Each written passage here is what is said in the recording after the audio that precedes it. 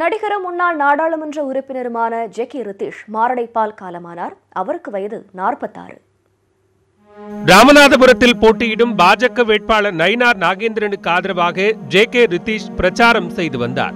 இன்று பிரதமர் நரேந்திர மோடி தலைமையில் நடைபெற்ற பிரச்சார கூட்டத்தில் பங்கேற்றுவிட்டு மாலையில் வீடு திரும்பியுள்ளார். அப்போது அவருக்கு திடீரென நெஞ்சுவலி ஏற்படவே உடனே அருகில் உள்ள மருத்துவமனைக்கு கொண்டு செல்லப்பட்டார். ஆனால் மருத்துவமனை செல்லும் வழியிலேயே அவர் உயிர் பிரிந்ததாக கூறப்படுகிறது. இருப்பினும் வீட்டிற்கு வந்த பிறகு நாடி துடிப்பு இருப்பதாக உறவினர்கள் கூறியதால் மீண்டும் மற்றொரு மருத்துவமனைக்கு கொண்டு சென்றனர். ஆனால் அங்கு அவரை பரிசோதித்த மருத்துவர்கள் ஜேகே ரித்தீஷின் இறப்பை உறுதி செய்தனர்.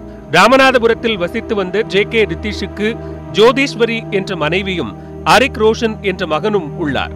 1973ஆம் ஆண்டு இலங்கையின் கண்டியில் பிறந்த இவர் கானல் நீர் படம் மூலமாக சினிமாவில் அறிமுகமானார். பின்னர் பென்சிங்கம், நாயகன், எல்கேஜி ஆகிய படங்களில் நடித்துள்ளார்.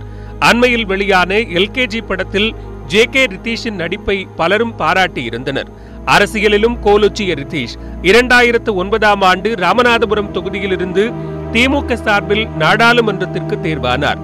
பின்னர் 2014ஆம் ஆண்டில் அக்கட்சியிலிருந்து விலகி அதிமுகவில் தன்னை இணைத்துக் கொண்டார். அவரது உடல் ராமநாதபுரத்தில் உள்ள வீட்டில் மக்களின் அஞ்சலிக்காக வைக்கப்பட்டுள்ளது. ஜேகே ரித்தீஷின் மறைவுக்கு நடிகர் சங்கம் இரங்கல் தெரிவித்துள்ளது.